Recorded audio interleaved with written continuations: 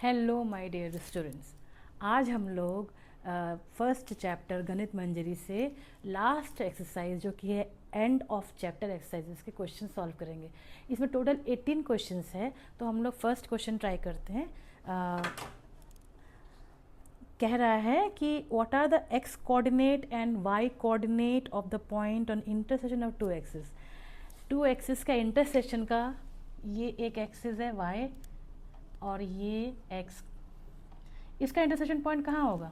Origin पे होगा, तो इसके कोऑर्डिनेट क्या होंगे? ऑब्वियसली 0,0। पहला क्वेश्चन डन। ठीक है, सेकंड क्या कह रहा है कि point W has coordinate equal to -5। इस थोड़ा सा ध्यान से देखिएगा। Can you predict the coordinate of H which is on the line. सबसे पहले हम W को स्केच करते हैं। इसमें x कोऑर्डिनेट इक्वल टू -5। ठीक है, -5 पे x कोऑर्डिनेट, सो ये आपका 0 हो गया, -1, -2, -3, -4 और ये -5। ठीक है, यहाँ पे मैंने 1, 2 और 3, ये आपका x और ये x डैश। तो ये कह रहा है कि W has x coordinate equal to -5, ये वाला पॉइंट, ये है आपका W। ओके, ये W है -5 पे। अब कह रहा है can you predict the coordinate of H which is on the line through W। Line through W parallel to y axis. देखिए अब क्या कह रहा है, which is to the line through W। इसको मैं यहाँ पे y एक्सिस भी ड्रॉ कर दे रही हूँ। अच्छा,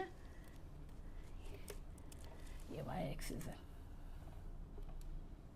कह रहा है इसके थ्रू जब हम इसको y के, देखिए y है, इसके पैरेलल थ्रू -5, तो ऑब्वियसली यही आपका लाइन बनेगा ना।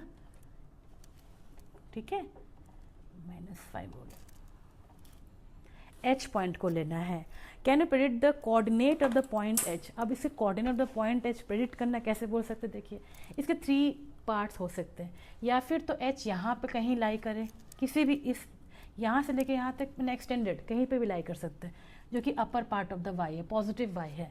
या फिर तो ये नेगेटिव ऑफ द y कहीं पे भी लाई करे, या फिर ऑन द x एक्सिस पे लाई करे। तो h का अगर हम अगर हम इसको लेते हैं और अगर हम इस पोजीशन 1, पोजीशन 2 और H3 पोजीशन 3 लेते हैं, h जो पॉइंट है H1 पे लेंगे क्योंकि पैरेलल है। देखिए इसका x का वैल्यू तो सेम होगा विच इज़ -5, और y का कुछ भी हो सकता है। यहाँ पे हम 5 भी ले सकते हैं, 10 भी ले सकते हैं, कुछ भी ले सकते हैं। तो मैं जनरल ले लेती हूँ, जैसे कि y है, कुछ भी ले सकते हैं।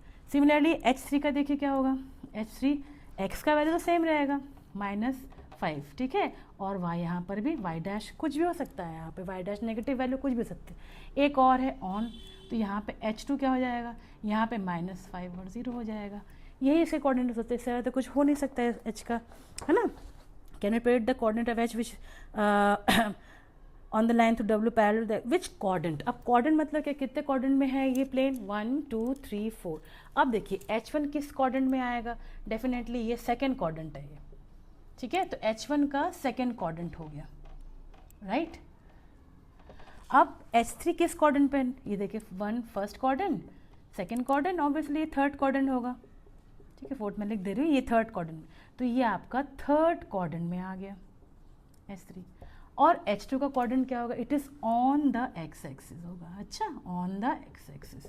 सो सेकेंड क्वेश्चन का आंसर ये था। अब